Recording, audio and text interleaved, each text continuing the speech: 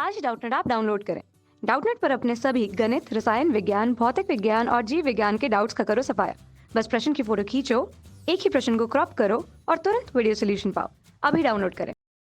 Hello दोस्तों, हमारे पास अभी जो प्रश्न ये कहता है कि एक प्रकाश किरण एक समतल दर्पण पर लंबवत आपतित होती है तो परावर्तन कोण का मान होगा।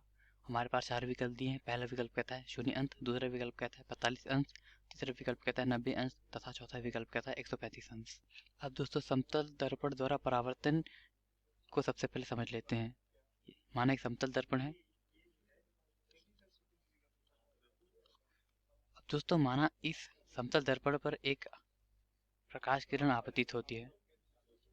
अब दोस्तों ये आपतित किरण जिस बिंदु पर आपतित होगी इसे कहते हैं आपतन बिंदु। अब दोस्तों ये आपतित किरण इस बिंदु पर अभिलंब जो कि इस दर्पण से 90 अंश के कोण पर होगा, इसके साथ जो कोण बनाएगा इसे कहते हैं आपतन कोण। तथा समतल दर्पण से ये आपतित किरण परावर्तित होकर उसी माध्यम में वापस लौट जाएगी। अब दोस्तों इस परावर्तित किरण द्वारा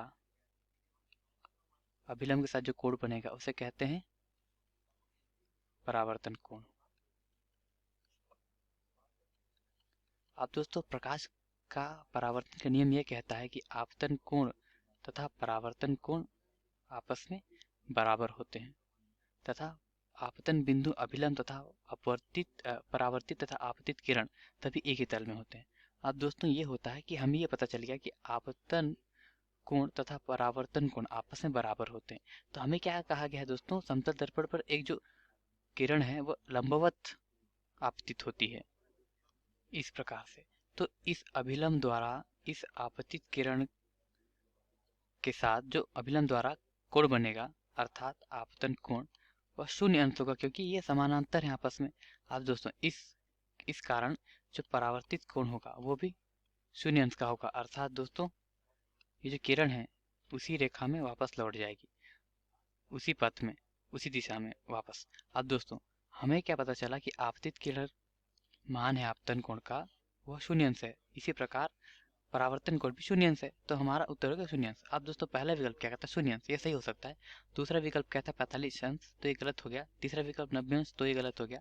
चौथा विकल्प है 135 अंश तो ये गलत हो गया। तो हमारा सही उत्तर होगा दोस्तों 0 अंश। अर्थात दोस्तों एक प्रकाश किरण एक समतल दर्पण पर लंबवत आपतित होती है अर्थात इस प्रकार आपतित होती है कि 90 अंश कोण बने समतल दर्पण के साथ तो परावर्तन कोण का मान 0 अंश होगा। धन्यवाद।